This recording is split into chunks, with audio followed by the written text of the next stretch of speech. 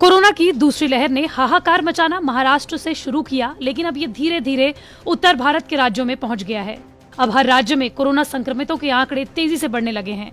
हालात ये है कि उत्तर प्रदेश के हिंदी भाषी राज्यों में महज एक हफ्ते में कोरोना के 300% तक मामले बढ़ गए हैं। बिहार में 5 से 11 अप्रैल के दौरान कोरोना संक्रमण के 14,000 से ज्यादा नए मामले रिकॉर्ड किए गए, जबकि पिछले हफ्ते ये आंकड़ा महज 3,422 तक सीमित था।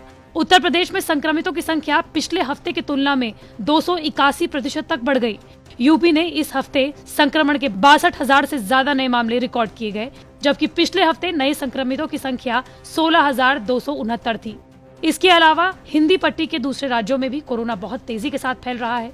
राजस्थान में कोरोना संक्रमण में 183% की बढ़ोतरी दर्ज की गई, जबकि झारखंड में 182% की बढ़ोतरी दर्ज की गई। उत्तराखंड में इन दिनों कुंभ का आयोजन किया जा रहा है, जहां कोरोना के नए मरीजों की संख्या में 175% का इजाफा हुआ है। असम, जहां चुनावी हलचल अपने चरम पर थी, वहां कोरोना संक्रमण 4 गुना बढ़ गया है। इस हफ्ते यहां कोरोना संक्रमितों की संख्या 1600 के आसपास में रही, जो पिछले हफ्ते 400 के आसपास में थी।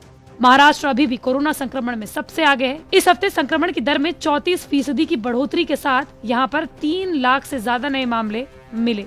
वहीं छत्तीसगढ़ क्षेत्रफल में भले ही छोटा है, लेकिन इसके बावजूद भी यहाँ हफ्ते भर में संक्रमण 74,000 के पार पहुंच चुका है। इसके अलावा यूपी, कर्नाटक और दिल्ली का स्थान है। बात करें खासतौर पर उत्तर प्रदेश की, तो वहां अब भी कोरोना वायरस हाहाकार मचा रहा है।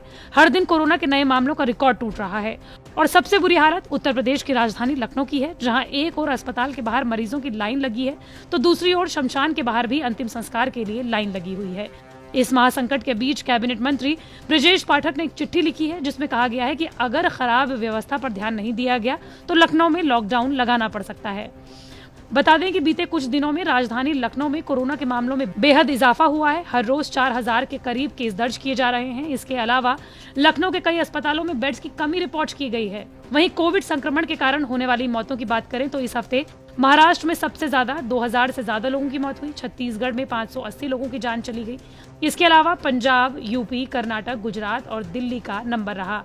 आपको बता दें कि पिछले 24 घंटों में भारत में 1,60,000 से ज्यादा कोविड मरीज मिले, तो वहीं मरने वालों का आंकड़ा 800 के पार चला गया। सिर्फ यही नहीं, देश के अलग अलग राज्यों से कोरोना की जो तस्वीरें सामने आ रही हैं, वो वाकई में भयावह हैं।